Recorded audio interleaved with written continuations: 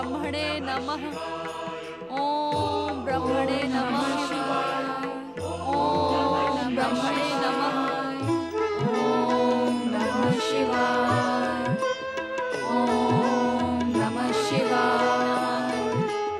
ओम नमः शिवाय। दैत्य माता दीदी, आप अपना अलग राग अलापना बंद करें। ब्रह्मदेव प्रसन्न हो। ब्रह्मदेव दुष्टों का नाश करें। ब्रह्मदेव दैत्य माता दीदी पर कृपा करें।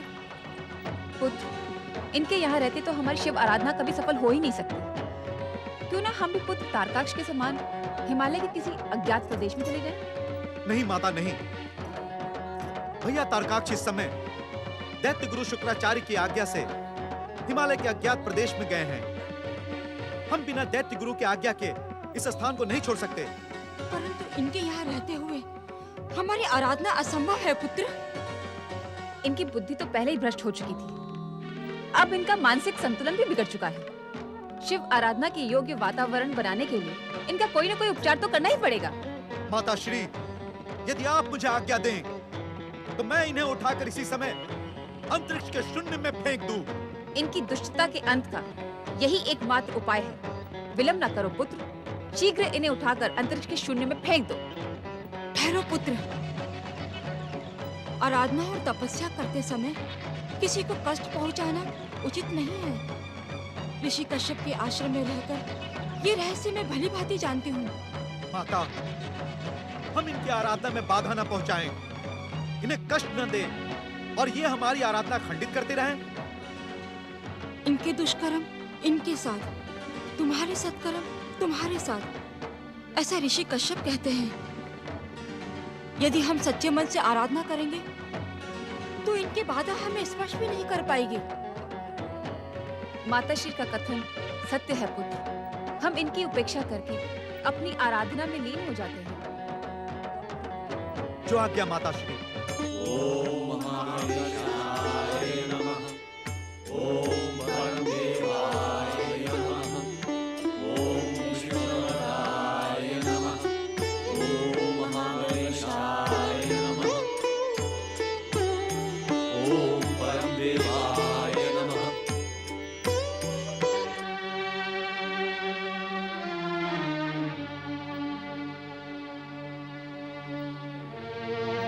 पुत्र पवनदेव, परमदेव श्री महागणेश की आराधना की उपेक्षा करना अनुचित है।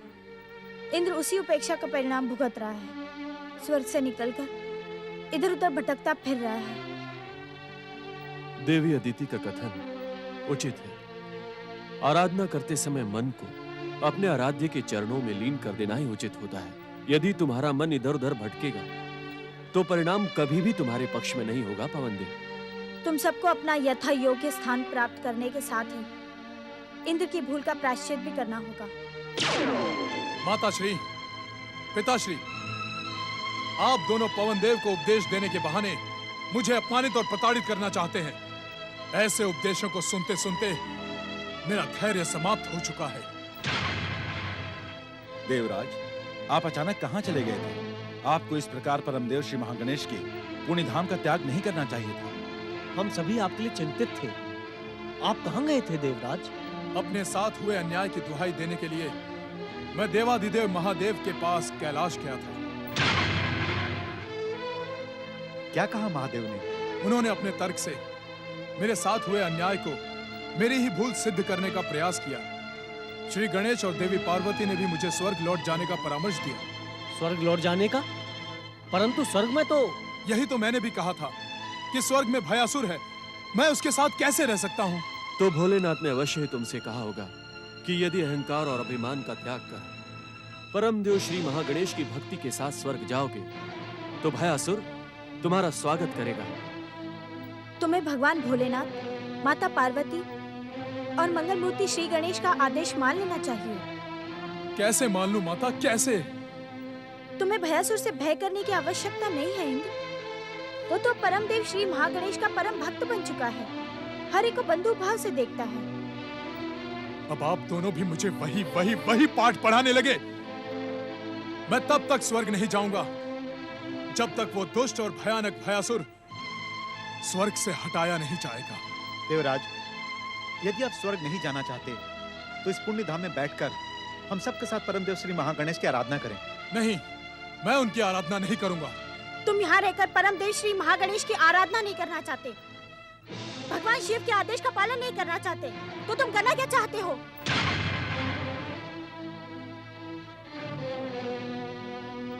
तुम मौन क्यों हो इंद्र?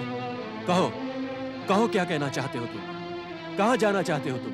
कहीं भी जाऊंगा, कुछ भी करूंगा, परंतु महागणेश की आराधना और आप सबका उपदेश सुनने के लिए यहाँ नहीं रुकूंगा।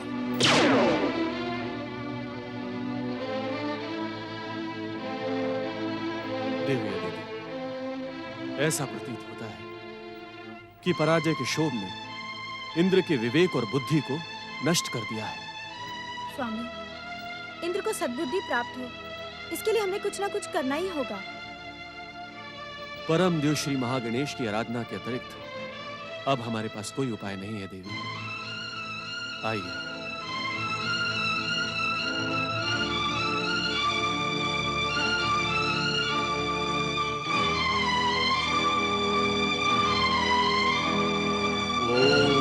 गणेशाय नमः।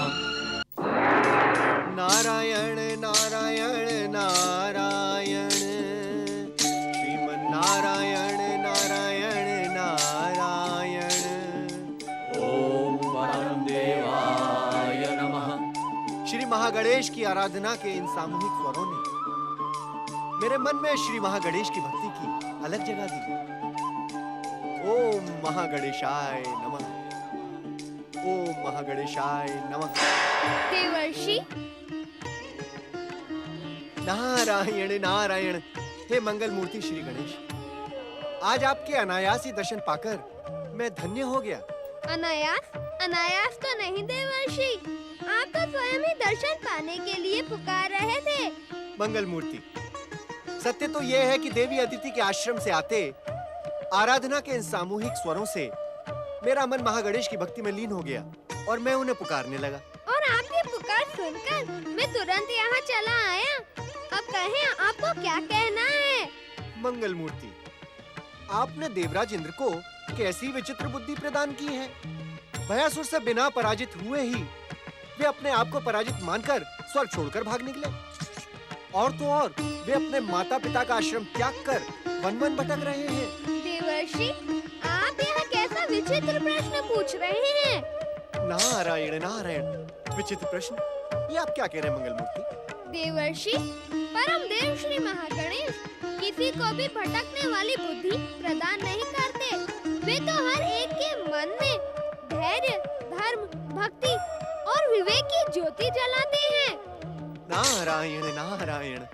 देवर्षि, उपेक्षा और भटकाव तो व्यक्ति के अहंकारी मन की उपज होती है। जब किसी व्यक्ति के मन में अपने पूज्य और आराध्य के प्रति निरादर का भाव जन्म लेता है, तब बुद्धि और विवेक उसका साथ छोड़ देते हैं। सत्य वचन गौरीपुत्र, सत्य वचन। देवराज इंद्र स्वर्ग के सिंहासन पर बैठते ही हर एक की उपेक्षा और हर एक का निरादर करने लगते हैं। इतना ही नहीं देवर्षि, देवराज इंद्र स्वर्ग से भागकर देवाधिदेव महादेव, माता पार्वती और मेरे वचनों पर विश्वास नहीं कर रहे हैं। हे गौरीपुत्र, कृपया करके आप मुझे इतना भी बता दें कि देवराज इंद्र की भ्रमित बुद्धि आगे और क्या-क्या करेगी। देवर्षि, मैं यहाँ आपके प्रश्नों का उत्तर देने के लिए प्रकट नहीं हुआ हूँ, क्योंकि आपके प्रश्न तो कभी समाप्त होने का नाम ही नहीं लेते। मैं तो यहाँ आपकी आराधना के फल स्वरूप एक विशेष कार्य के साथ यहाँ प्रकट हुआ हूँ। विशेष कार्य? आज्ञा करें मंगल मूर्ति। देवर्षि, क्या आपको तारकासुर के तीनों पुत्रों के नामों का स्मरण है अथवा नहीं? मैं भला उन तीनों के नाम कैसे भूल सकता हूँ? तारकाक्ष, कमलाक्ष और विद्युन्माली। यदि आपको उनके नाम का स्मरण है, तो उनके कारण जन्मी समस्या का भी ज्ञान होगा। तारक पुत्रों के कारण जन्मी समस्या? नहीं नहीं मंगल मूर्ति, मुझे वो सब ज्ञात नहीं है। तारक पुत्रों ने भगवान शिव के सामने एक समस्या खड़ी कर दी है। अब शिव पुत्र होने के कारण वह समस्या मुझे चिंतित कर रही है देवर्षि। हे बुद्धि निधान मंगल मूर्ति, आपकी इन रहस्य भरी बातों का अर्थ मेरी समझ में तनिक भी नहीं आया। कृपा करके आप मुझे सरल शब्दों में समझाएं। देवर्षि, यदि विशेष कार्य के इस रहस्य को दैत्य गुरु शुक्राचार्य ने सुन लिया तो अनर्थ हो जाएगा। हे श्री गणेश, वो तो हमसे बहुत दूर है। देवर्षि, शिव कृपा से दैत्य गुरु शुक्राचार्य दूर रहकर भी किसी की भी बातें सुन सकते हैं। इसीलिए मुझे यह रहस्य आपके कान में बताना पड़ेगा।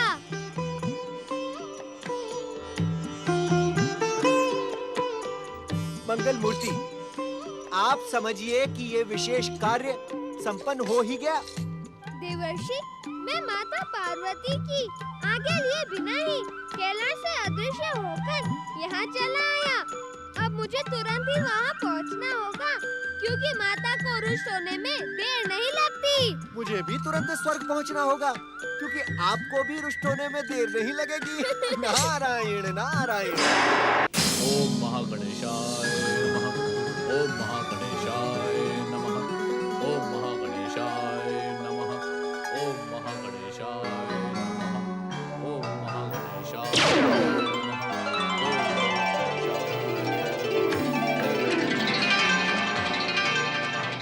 ओम महागणेशाय नमः। ओम महागणेशाय नमः। ओम महागणेशाय नमः।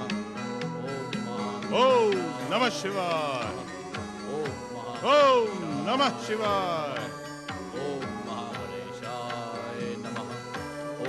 ये सब क्या हो रहा है मूर्ख भयासुर? ओम महागणेशाय नमः। क्या इसीलिए हमने तुम्हें स्वर्गलोक भेजा था?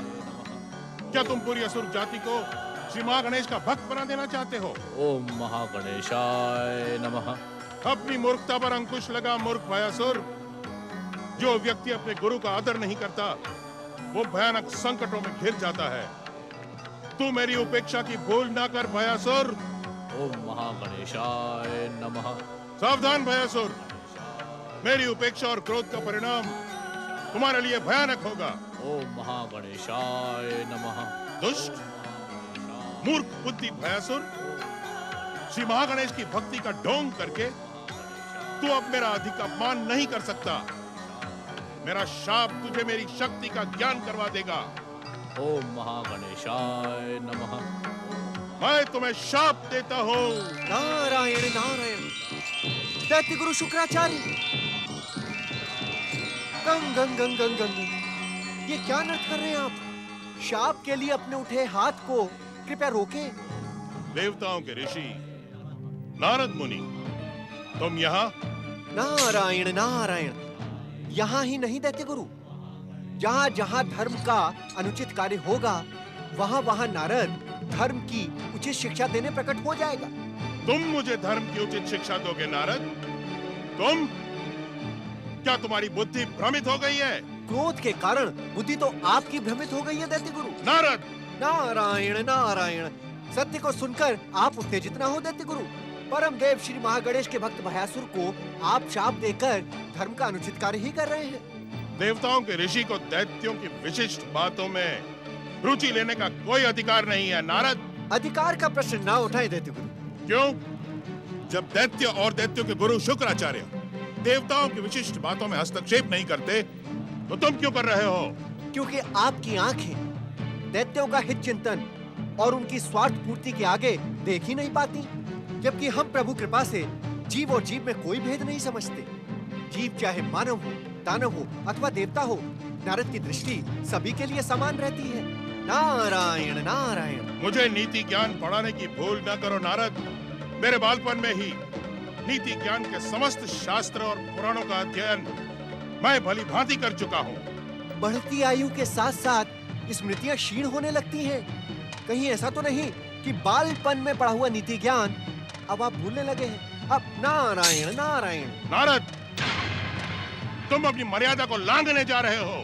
नहीं नहीं दैत्य गुरु, कृपया मुझ पर क्रोधित ना हो। मैं तो केवल इतना कहने के लिए प्रकट हुआ हूँ कि एक तपस्यारत व्यक्ति को शापित करके आप उसे तनिक भी हानि नहीं पहुंचा पाएंगे, क्योंकि उसकी तपस्या के प्रभाव से आपका शाप उसके ऊपर लगेगा ही नहीं। और हो सकता है कि शाप के दुष्परिणाम से आप अपनी ही शाप शक्ति से हाथ धो बैठे। नीति ज्ञान के इस अध्याय को आपने बालपन में अवश्य पढ़ा होगा दैत्य गुरु। नारद, क्या तुम मेरा पीछा कर रहे थे? कहीं तुम मुझे भ्रमित तो नहीं कर रहे हो? नारायण नारायण दैत्य गुरु, नीति और ज्ञान के आप जैसे विद्वान को भला ये तीन ही नारद कैसे भ्रमित कर सकता है? जैसे आप दैत्यों के ऋषि हैं, वैसे ही मैं देवताओं का ऋषि हूँ। एक ऋषि दूसरे ऋषि की सहायता अवश्य कर सकता है, भ्रमित नहीं। देवर्षि, ये मूर्ख भयासुर मुझे भयानक कष्ट दे रहा है। ऐसा लगता है कि उसकी मूर्खता महान असुर जाति का नाम डुबो देगी। नारायण नारायण दैत्य गुरु, आपका नीति ज्ञान वास्तव में प्रशंसा के योग्य है। श्री महागणेश की कृपा से इस समय आपने अदृश्य होकर मुझे जो अवसर प्रदान किया है, उसने आपके नीति ज्ञान को प्रमाणित कर दिया है। नारायण नारायण। ओम महागणेशाय नमः। नारायण नारायण।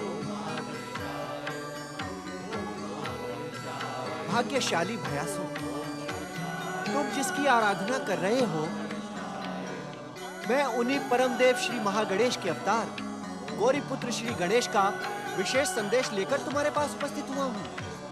जय जय श्री महागणेश। बंधु, आप क्षमा कीजिएगा, आराधना की लीनता के कारण मुझे आपके आने का आभास ही नहीं हुआ। अब आप कृपा करके मुझे शीघ्रता से श्री गणेश का संदेश सुना दीजिए। अवश्य भयासुर, अवश्य। कहे देव ऋषि, मैं गौरी पुत्र श्री गणेश का संदेश सुनने के लिए व्याकुल हो रहा हूँ। मित्र भयासुर, गौरी पुत्र श्री गणेश ने मुझे सावधान रहने को कहा था और कहा था कि ये संदेश भयासुर को एकांत में ही सुनाना।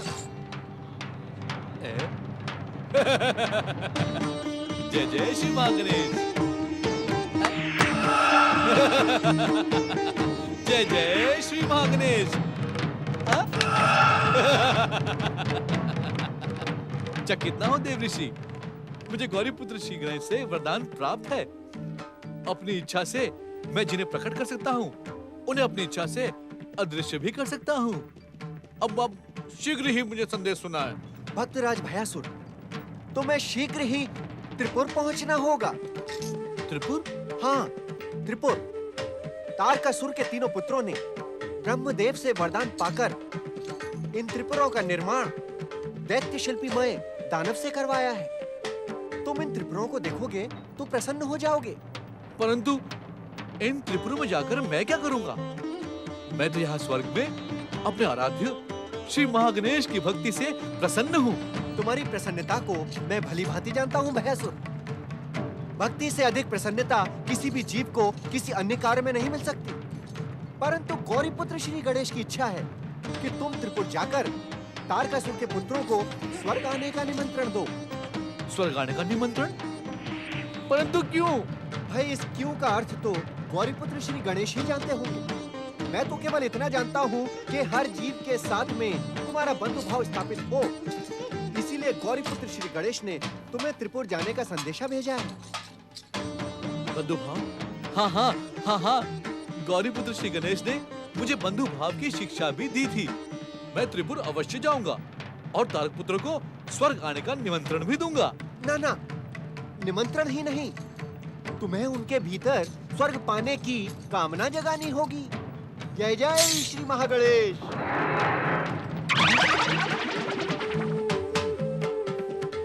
ओम महागणेशाय नमः। ओम महागणेशाय नमः।